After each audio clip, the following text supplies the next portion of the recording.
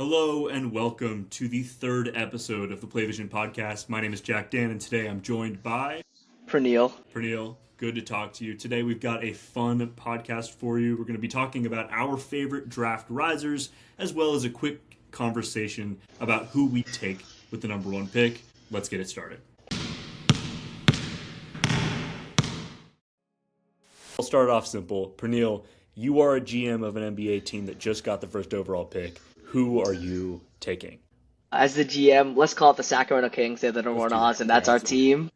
But as Sacramento Kings, I'm taking Cameron Boozer. I think Boozer is a guy, I think if you look at a lot of like the big media company, like ESPN, Bleacher Report, all these like less draft Twitter, less grassroots type of orgs, they have Boozer at 3 behind Peterson and AJ. I think Boozer's 1. I mean, production-wise, I'm going to say it. I think he's the most productive freshman, at least on offense, ever. I don't think we've ever seen a player with this level of production. He's averaging 23 points per game, 10.9 rebounds, 3.9 assists on 58% from the field and 39% from 3. He's just absurd.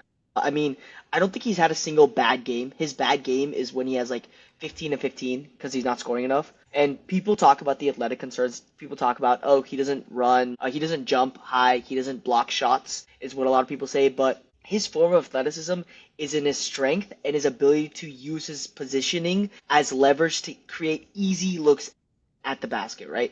People talk a lot about advantage creation, using your space, using your speed, using your quickness, using your leaping ability to create space. He uses his leverage and he uses his body, and that is a skill. He is absurd at that, and this is one of the best prospects we'll see in a while.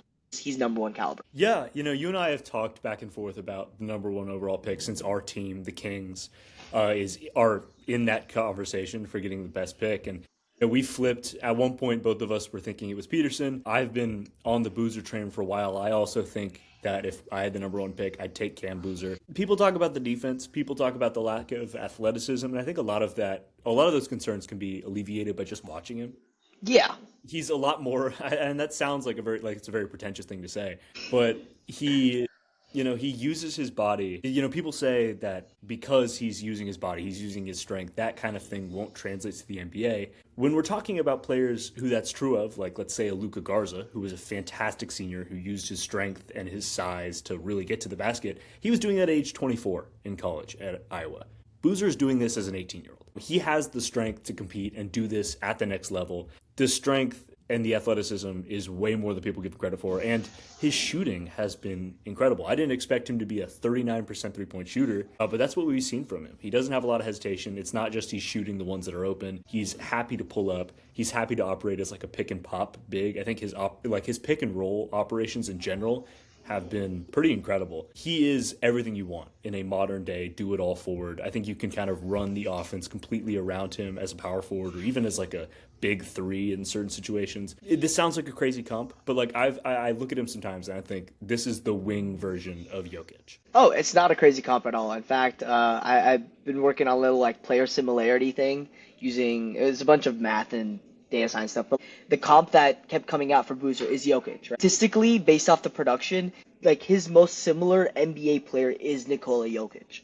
The ability to do everything. He's a really, really good passer. I don't think people give credit for his ability to make reads in the high post, reads with the ball in his hands, bringing the ball up. He's really, really good at that, right? The shooting and the overall skill set on offense where he's good at everything, it's Jokic-esque. He is the Jokic of college basketball. Yeah, I mean, and like you said earlier, one of the most productive freshmen ever. One of my favorite stats with Boozer is that there's only been 4 total freshmen to have a BPM higher than 15, and it's Boozer, Steph Curry, Anthony Davis, and Zion Williamson. I mean, that's pretty good company. Boozer also has 17. I think his BPM is 17.8 right now. Yeah, it's one of the highest numbers ever. It's crazy. Absurd. He's a great player. Now, Praneel, not just a couple weeks ago, you had a different name at number 1, and it was Darren Peterson. What is getting you off of Darren Peterson Island? I mean, I'm not off. He's still my 2, but look, with a guy, I mean, I don't want to talk about off-court stuff. I want to keep it strictly on-court, but you kind of have to. I don't even think you can call it off-court. It's just that he wants to get off of the court, it feels like. Like, he just doesn't want to play. I don't know what's going on. I mean, Bill Self went off on him, I think, yesterday or something, where he's talking about the fact that Peterson doesn't want to close games out, and you can't do that. You're not going to be a good player. And I completely agree. I mean, when you look at him as a player, this is a guy that is your prototypical two-way superstar guard, right? He is the best shooting prospect we've ever seen since Steph Curry. I will make that take. I will defend that take. He's that good. He's elite defensively. He's big. He's very good as a driver. He uses his body well. I mean, this is a guy in any other circumstance, if he plays, he's number one, right? Because of how athletic he is, how good he is on both ends of the court, and how good he is for the modern NBA. But he doesn't play enough, right? And that is something that is weighing on me as I'm trying to draft a guy at number one. I would rather take a guy like Boozer, who's productive and he's consistent and you know what you're going to get, right? Peterson, you don't. Another thing with Peterson that does sort of have me pulling back is we're starting to see a clear issue with him as a one, right? I think he's averaging less than 2 assists per game. I mean, we see the passing upside. We've seen him be a good passer, make really good reads in the pick and roll, make really good live ball passes. But 1 assist in the last 84 minutes is concerning. It's just what it is, right? You have one of the best pick and roll lob bigs in college basketball right now with Flory Bidunga, and he's not able to use it that well. It's concerning, right? So, I mean, I think Darren Peterson's still a great player. He's number 2, but yeah, there are things that we have to look at and think about with him. Yeah, I also try not to get bogged down in the off-the-court stuff and the narratives and all of that, but it is scary. I mean, we're seeing him even in games where he's clearly 100% healthy, asking out while he is playing. Like, I think he had, what was it, 18 points or 20 points in 18 minutes, and then he called himself out. Like, that is at a certain level something to look at. But you'd like to think that at the NBA that won't be a problem anymore. You'd like to think that. And yes, you mentioned the assist thing. I think if you're drafting Peterson to be your point guard of the future, you're making a mistake. I think he's pretty obviously a shooting guard, kind of a guy more of a combo guard role, but he is the highest realization of that role. He's very Kobe-esque in the way he is happy to take mid-ranges. He creates a ridiculous amount of space for himself with his handle. He's good at getting downhill. He doesn't drive as much as he probably should. He is a great driver. He just prefers to take the mid-ranges, prefers to take the fadeaways, and that's fine because he's really good at it.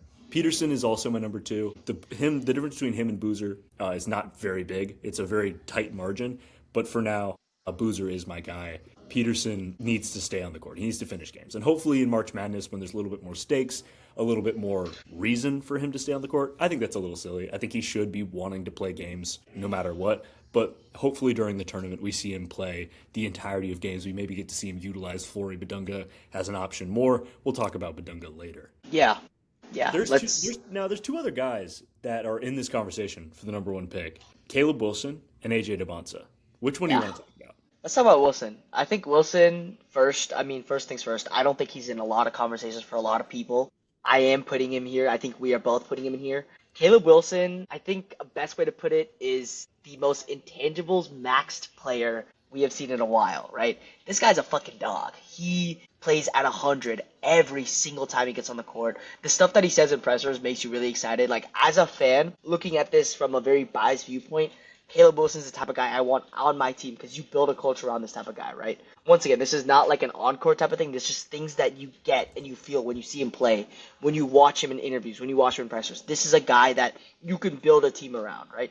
And looking on the on-court stuff, he's the best defensive prospect in the class. I think he's averaging above 3 stocks a game. He is elite in passing lanes. He's elite as a shot blocker. He's 6'11". He's incredibly athletic, and he has very good instincts on the defense side of the ball. On offense, I mean, the Duke game, the first half, that was probably the best that was the best half for a prospect in the entire class.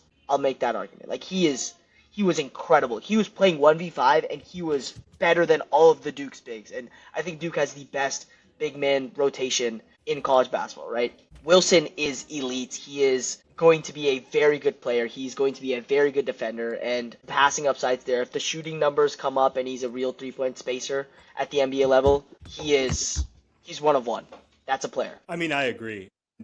People will talk about him as a limited offensive player because the 3-point shooting is not there. He's only 7 of 27 from 3, but the rest of his offensive game is there. I mean, people want to pigeonhole him as this defense only kind of a guy, but he has so much more to offer as an offensive player. He's a solid passer. He doesn't make a lot of turnovers.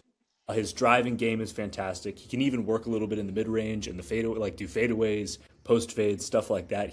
A significantly more well-rounded prospect than people want to give him credit for. We've seen him play these great offensive games where maybe it's not the three falling, but he's getting these long twos. He's learning how to take his own shot. There is a pathway for him to be the perfect modern NBA wing. It's the guy you want to have next to your center at all times. He's going to be able to completely change a franchise's defensive outlook for the next couple of years. Whoever gets him is getting a fantastic defensive player. And I think AJ DeBonsa has way more of a case than him from the general public. He's the guy who's being floated by most draft analysts as the guy that our Kings are going to take number one. But there are some concerns for me that keep him from like the big 1-2 conversation of Boozer and Peterson. But what we've seen from him recently is been really good. Praneel, talk to me about it. Yeah, I think DeBonsa's is 3. Wilson is not really talked about as much in this like sort of top 3 number 1 overall pick discussion, but I think Wilson deserves to be there. But DeBonsa is the more obvious number 3 or top 3 type of guy. This is like, when you think of like a prototypical wing prospect, you think of AJ DeBonsa. 6'9", big, strong, athletic, has like open your eyes type of plays, drop of the mouth type of plays where like he just jumps out the gym. Very, very drive pilled. He is an elite driver. He's leading the NCAA in scoring right now. I think he's at 24.8 points per game, which is a ridiculous number. There were concerns a couple weeks ago, I think, about him and against top 100 opponents, but I honestly think he's quelled those concerns. He's been very good as of late. He was really good against Arizona last night, or a couple nights ago, had 35 in that game. But now the three-point jump shot is up to 35% on the season now. I mean, when you think of a guard, or like a forward that you build in a lab, you think of AJ DeBonsa. And to his credit, normally when you think of these guys, when you think of like the tools, when you think of like the prototypical size and everything, these guys don't produce at his level, at the college level yet, right?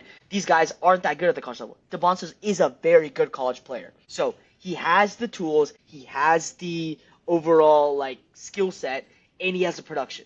That's number 1 overall caliber in most worlds if he's in any other class. Yeah, I mean, you flip on a BYU game and the appeal is obvious. He can score at just about 4 levels of the floor. The three-point shot is a bit of a work in progress, but when he's hot, it does fall for him. People get worried about his defense, and I think I am one of those people. I think he'll probably be pigeonholed as like a 2-3 in the NBA, probably more of a 2. But at the end of the day, that's not exactly the worst thing in the world to have a 6'10" guy running your shooting guard position, because if he's guarding a shooter like a Sam Merrill or something, he'll be able to close out really well on a guy. Him being a 2 at the next level is not necessarily a bad thing on offense or on defense. He's going to be a matchup nightmare at the next level.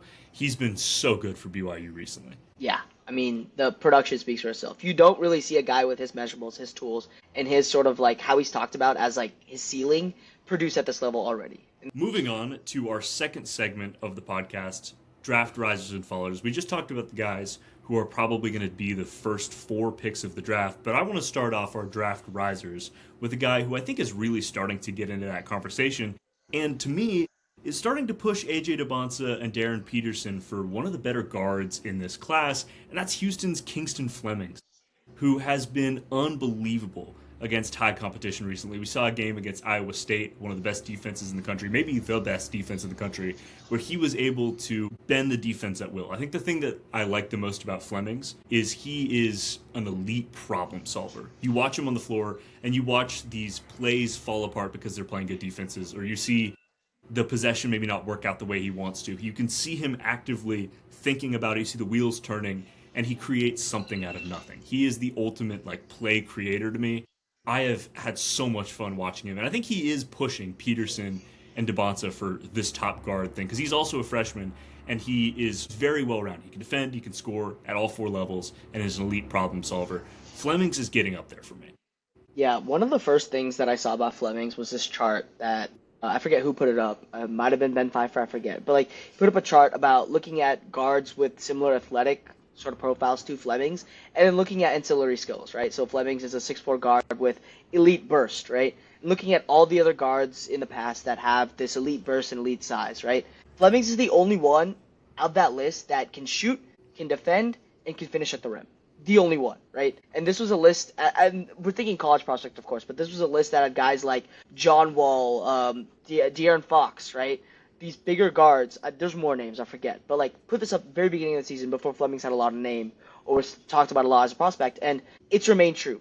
Flemings is a guy that can do it all while being a very good advantage creator. 6'4", elite burst. He, as you said, elite problem solver. His IQ, basketball IQ is very, very high. He's a great point of attack defense. He'll project to be a very good point of attack defense at the NBA level, right? Shoots the ball very well. Mid-range jump shooting is elite. Very good pull-up shooter. Three-point jump shot is around 38% from the field, 38% from three right now, right? He's a complete package. I mean, I think I said this a couple weeks ago, but when you make a point guard in a lab, I think of Kingston Flemings. I think of a guy that has his skill set, has his ability to sort of do things for you when you put the ball in his hands and tell him to go make something happen for me. That is the player that I think of. That is Kingston Flemings. Yeah, and his playmaking, I think, is far beyond his years. Sometimes when we see these young point guards really given the reins of a high-level college offense, they tend to take risks. They're throwing lobs that maybe they shouldn't.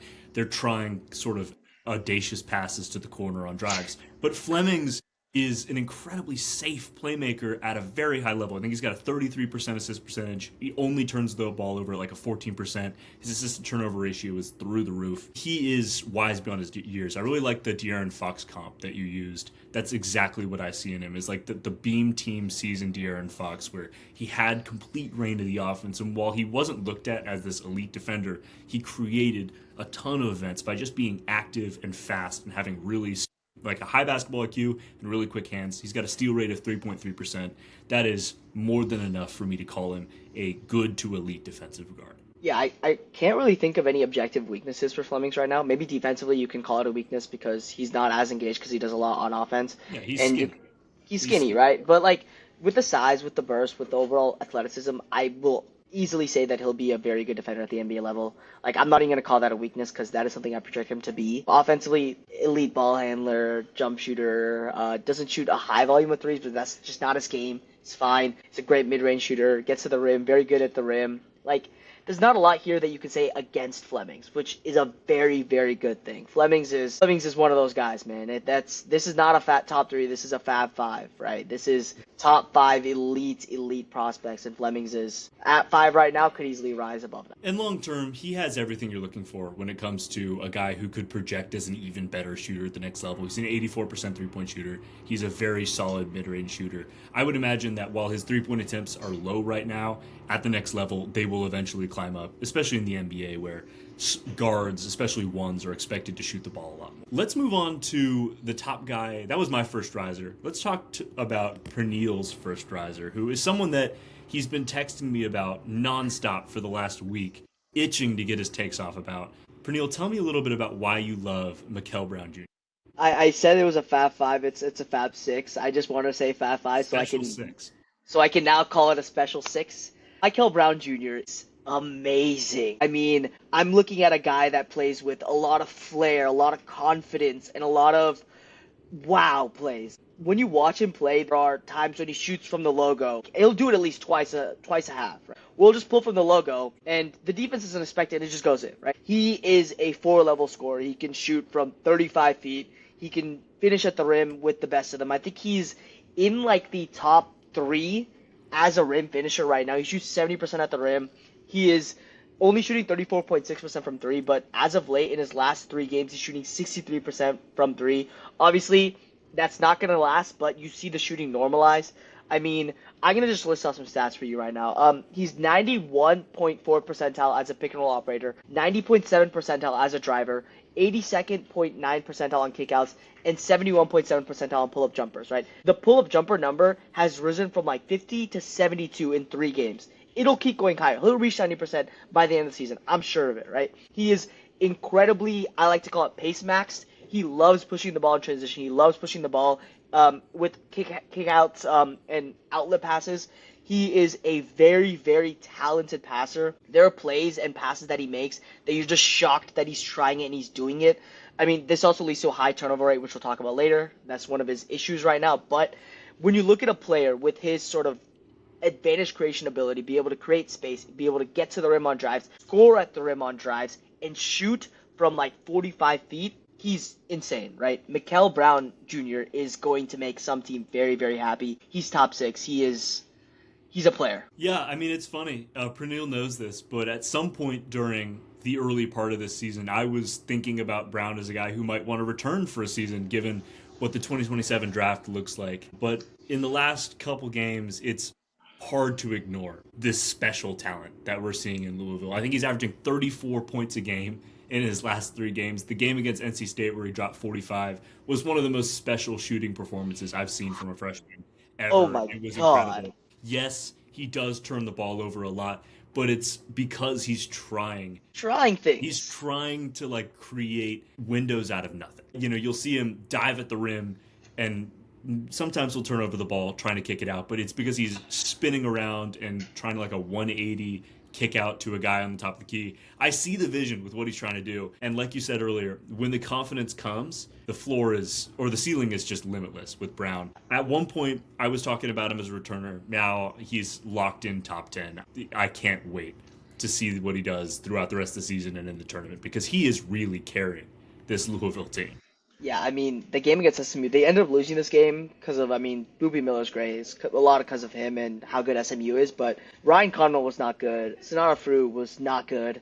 His teammates in the second half especially just weren't good. This was a lot of Mikel Brown sort of carrying the load, right? I mean, right now, the next possible place for development will be as a mid-range shooter and sort of developing as a 3-level scorer. But, I mean, the rim scoring ability and the efficiency that he has at the rim bodes very well for development as a 3-level guy, in my opinion. I mean, there was a play, I think I was Sam Bassini who was talking about it, where he sort of was able to like snake around a pick and roll and then create like this lefty floater over a defender, and that was like a beautiful move. That is sort of what we want to see him sort of do more of moving forward. But when you look at a guard that can score at the rim, shoot from beyond the arc, and create for himself and others as well, you think of Mikel Brown. I mean, this is a guy that does it all on offense. He's an engine, and he's a very modern point guard. He pushes a lot in transition. He's a very modern player. I mean, I think we do have to talk about the defense, which isn't great. I think you could start with that, but like that is probably the biggest issue with him right now. Yeah, I mean, if you're a team with a fresh slate, you have a blank canvas in terms of your rebuild. You've just started. You're the Brooklyn Nets or you're the Sacramento Kings if they fall out of the top 5. Mikel Brown Jr. is an incredibly appealing option where he's the kind of guy that you can start with and build your offense around from there. You can build defensive players around him to limit him, to limit the defensive impact that he has, which is just not there. But the thing with him that I think has really surprised me over the last 10 games or so, in the beginning of the season, he wasn't a great rebounder. He wasn't really he didn't have much of a nose for the ball on defense, like after the shot went up. And like you said before, his favorite thing to do and when he's best is when he's getting the ball and he's pushing it in transition and he's pushing the offense forward. Recently, his rebounding has been a lot better. In the NC State game, his rebounding was really good. And I think that's Really good. really good. And I think that's what's pushing him to be I think he had 9 rebounds in the NC State game. When he's doing that and he's hunting rebounds on the defensive end of the floor as opposed to not doing that like he was in the beginning of the season when he was doing a lot more ball watching, he's incredible. He can get these rebounds and he's faster than everyone else. He can beat the defense down the court and create a lot of easy looks for himself and his teammates. Mikel Brown Jr. has been awesome recently. Yeah, I mean, yeah, he, like I said, pace max, loves pushing the ball, loves throwing kick aheads, loves throwing outlet passes, right? Defensively, I think he projects as a chaser. He has really good hands. I think he had 4 stocks last game. He, I think, averages 1.2 steals per game. There is potential there. He has size. He's 6'5". He has, I think, 6'8" wingspan. It's longer for sure. So there is something there. On ball, it's a project. He's not great in the pick and roll. He's not great sticking to a man.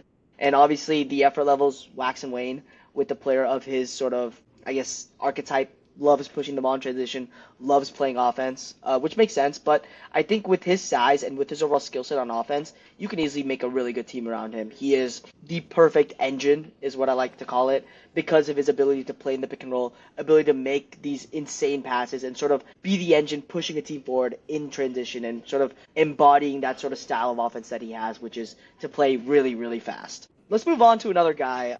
I mean, I like to call it the Jack Dan guy of the draft. I think there was one last year who was Kaman Malawach. Let's talk about Flory Bidunga. Let's talk about him. Man, we talked about Darren Peterson a little bit earlier in this episode about how, he has this elite lob weapon in Flory Bidunga that he's not using. When he's not playing and it's Council and it's Trey White running the floor for Kansas, you really get to see the full realization of what Flory Bidunga can be on the offensive side of the ball. Because on defense, we know what he is. He may end up being measured at like 6'8" as a center, which is going to scare people, but I don't care that he's 6'8" if he can jump out of the gym. Does it matter that you're 6'8" as a center if you've got a 40-inch vertical, if you've got a wingspan that's probably like 7'3"? He is an absolute freak of nature around the rim. We've seen him play and defend well against some of the better and biggest bigs in the league. We saw that against Mo Krivas of Arizona. He was able to bottle him up on defense. He was able to block his shot. He's got a block rate of 10% right now. It's ridiculous. And when he's got a point guard with a nose for a lob or a nose for a two-man game or can throw a really good entry pass, you get to see a different side of Bidunga, which is not the defensive side of the ball, where it's his footwork, it's his lob finishing ability. He is just the ultimate example of pure athleticism in this draft class. He can even pass the ball a little bit, which is, that sort of juice is fantastic to me. He's improved a ton since his first season at Kansas. Bidunga, to me, is going to get slept on. He's going to get put in like the second round of these mocks because he can't shoot and because people are going to be scared by the hype. But if you watch him, the athleticism and the range and the feel and the footwork is everything you want in a modern 4-5. Yeah, I mean, I think one of the biggest things with Bidunga is you look at the size and you're immediately like, ooh, can he move on the perimeter? Is he athletic enough? Hell yeah, he can, right? And that's immediately where you start thinking more about the options and the ways that you can play him, right? I think he can be a 4 or a 5 at the NBA. I was mostly pigeonholing him as a 4 because of the size, but like that game against Arizona where they won without Darren Peterson was 95% because of Bidunga and because of how good he was at being able to play a 5 against a guy that's 7'3", right? He was the better of the two. He was incredible in that game, especially on offense, right? I mean, as a rebounder, I think Bidunga's at 9 or 10 rebounds per game. His wingspan and his strength and his nose for the ball on both the offensive and defensive glass is really, really intriguing and is really, really encouraging for a shorter big, right? Looking at BPM, looking at impact numbers, I think Bidunga's top 5 in the NCAA right now in BPM, which is absurd, right? And that really, really bodes well for a sort of shorter big that we're projecting as sort of like in a similar role, I would say, at the NBA level, right? I think he has the capability to play with another shot blocker because of his ability to move on the perimeter. He is a very good cutter. He's a very good in the pick and roll as a lob threat. The passing feel is there. I don't think he'll ever really develop a jump shot. I just don't think that's going to be in his arsenal. But as a rim-running 5 with shot blocking ability, with ability to move on the perimeter, this is a player. This is, in my opinion, a lotto level prospect, without a doubt. Unquestionably for me. I'd even go as far as to put him in my top 8. It's where I've had him all year. I'm very high on him. I think that Arizona game, if you want to be sold on Flory Bidunga, watch the entirety of the Arizona game. That Arizona team is designed to give the other team's center a nightmare game. I mean, they've got Koa Pete and they've got Mo Krivas. Mo Krivas is like probably 7'3". He's 7'3", 7'4", and enormous and strong as hell. Koa Pete is this big, burly, back to the basket 4, and then they've got Burries and Karnichov just sprinting at the basket off of cuts and on pick and rolls. And Bidunga handled all of that. He shut down Burries, he shut down Koa Pete, and even Krivas, who Krivas was testing him at the rim. Krivas was putting that undersized label to the test against Bidunga, and Bidunga every single time was able to respond, was able to leverage his body to stop one of the biggest and strongest centers in college basketball from getting anywhere near the rim. Arizona, their entire identity is doing that to other centers, and Bidunga is the one guy in all of college basketball that has been able to stop that offense. That game is everything you just watch that game and you'll see him as a lot. It's an amazing game, and he did this without Darren Peterson. He was the guy. Whenever the game got close, it was not Darren Peterson they were looking at, it was Flory Bidunga. It was trying to stop Flory Bidunga, and they weren't able to do it, right? I mean, yeah, I think you said it perfectly. Flory Bidunga, his entire sort of case is, you can see everything in that game. Let's move on to someone that both me and Praneel watched recently and completely blew us away. We were watching Alabama versus Arkansas for the Phylon Acuff matchup, and I think we know what happened with Acuff. 49 points. He shot up both of our boards. Praneel, tell me about why you're not concerned about Acuff's height as a guard. Yeah, I mean, I'm at the point where it's like defensive concerns be damned. I mean, you're looking at, like, we get it, 6'2". I think he's listed 6'3", he'll probably measure at 6'2". He had like 1 steal in his last 8 games. Like, this makes sense. I know as in the NBA we are fading smaller guards. Once again, makes sense. But when you have a shooting profile of Darius Acuff, you can't look at the defense. You can't look at anything else. He is that level of a player. I'm just going to list out some shooting stats right now for you. 62% true shooting as a high volume 3-point shooter is automatically a huge plus, right? 65% at the rim as a small guard, 5.5 attempts per game, huge plus, right? He gets to the rim with ease, which is really, really good given his size and his quote-unquote lack of athleticism, right? 45% from the mid-range, and he's very good at this, like, crossover, fadeaway mid-range from the right or the left. After getting in a pick and roll, just breaking someone down one-on-one. Very, very good at that. This is the big one. 44.3% from 3 on 5.7 attempts per game and 149 attempts on the season. Third, right? He's 1.35 points per possession as a perimeter spacer, which is the 97th percentile in college basketball right now. As a shooter, he is top 3 or top 2. If it wasn't for Darren Peterson, he'd easily be 1, right? And when you look at the shooting prospects in this class, that is very, very impressive. Keaton Wagler is an elite shooter, and he doesn't even sniff Acuff, in my opinion, because Acuff is that good off the dribble and off the catch. I mean, yeah, the shooting with him is outrageous, but something you didn't even mention, which is probably my favorite aspect of the game, is his playmaking. He's a 30% assist guy, and he just doesn't turn the ball over.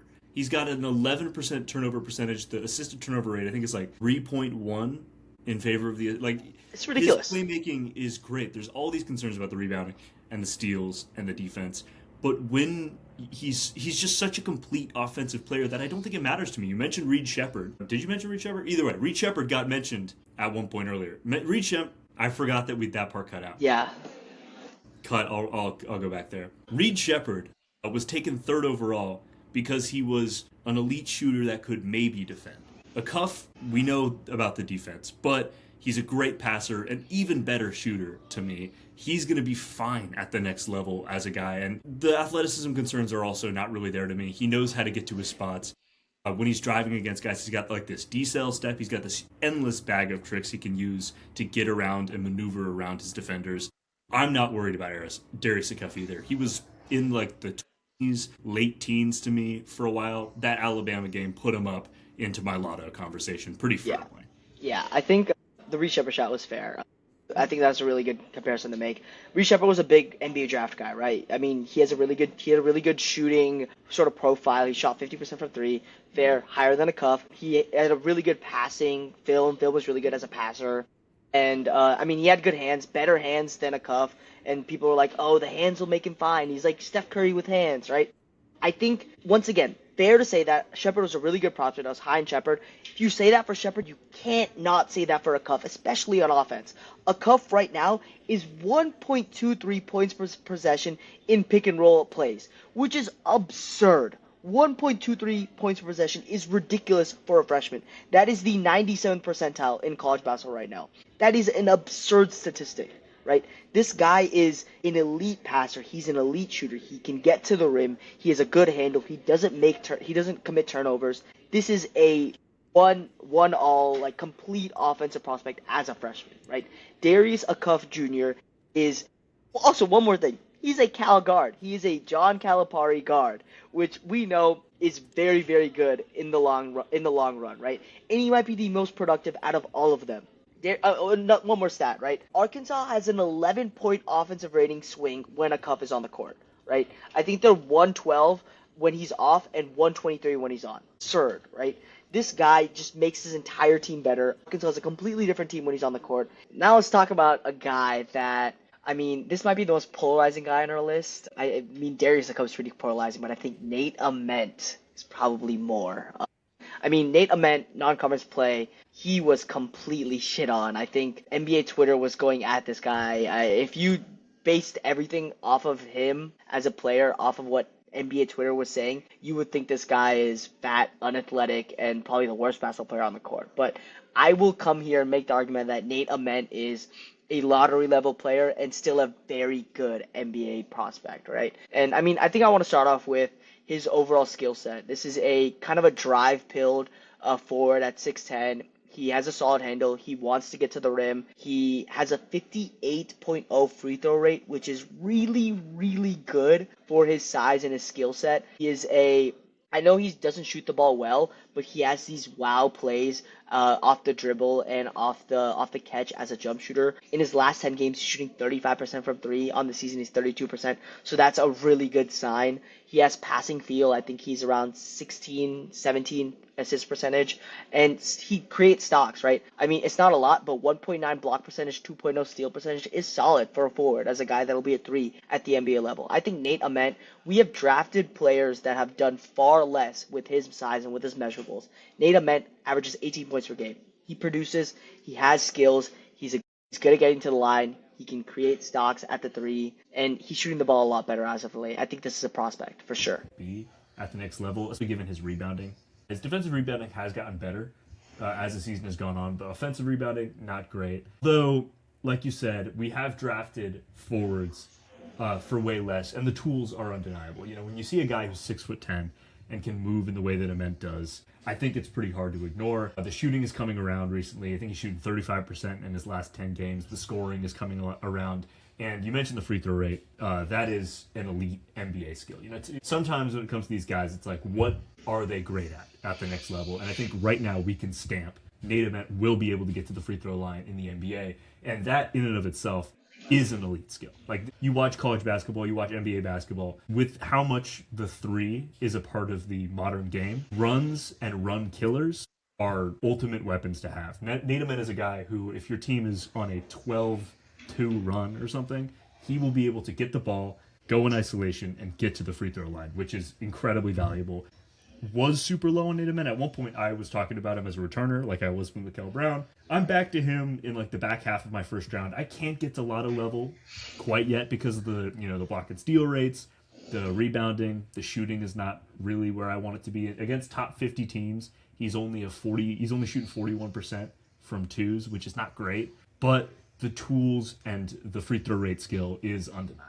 I personally think the stock rate is fine because I project him as a three. I don't think he'll need to do like a bunch as a sort of guy that can generate stocks for you as like an off-ball defender, off-ball shot blocker. But I get what you're saying there. I get sort of the desire to want more given his size, given his tools, given his measurables.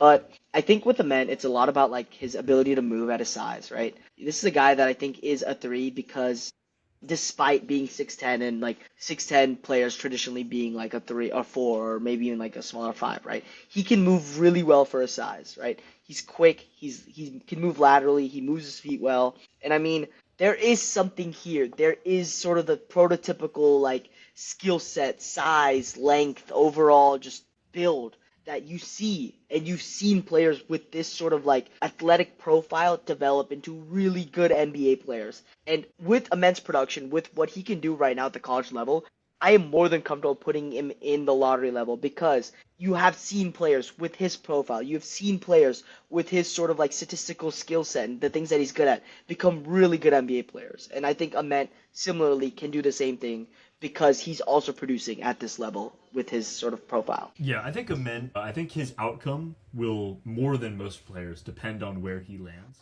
100%. If he lands on a team that doesn't have an ecosystem that can support him, I would like Sac. I like Sacramento. Inshallah, with the Kings do not touch him. That in a system like that where he just doesn't have supporters around him, he doesn't have defenders around him, he doesn't have guys who can pass and make plays for him around him, that guys that can utilize his skill set, which is getting downhill, getting to the rim, getting to the free throw line. It's going to be tough, but the skills and the tools are there. I would understand if a team took him in the back half of the lottery, even though I wouldn't personally put him there. I personally really want San Antonio to take him. I think yeah, San Antonio is perfectly insulated to help him as a player, right? Yeah. They have an ecosystem. They have a guy like Wemby that'll take the pressure off. They have a guy like Fox and Castle and Harper that'll take the pressure off, right? And to let him to sort of figure out what he can be as sort of an off-ball closeout attacker, as an off-ball secondary creator, tertiary creator, right? I think that is a perfect place for me for Nate Ament. But yeah, I completely agree with you. He needs an ecosystem where he can sort of discover and sort of grow as this sort of three with all these tools and all this skill set and really grow in that sort of mold. Which is why there is an argument for him to stay here. Yeah. And And because if he does, looking forward at the 2027 class, which is hard to do, admittedly, Nate Ament could very easily have just, slightly improve his block and steal numbers, slightly improve as a rebounder, and see himself go top 3 next year. Yeah, he can be like a Brandon Miller type, where Brandon Miller spent a year, went back, and then absolutely exploded. I think in Brandon Miller is a really strong comp for Ament, actually. I think that works out. Yeah, so like we could see that happen, but I personally think he can go now and be a lottery level player. I personally will make that argument.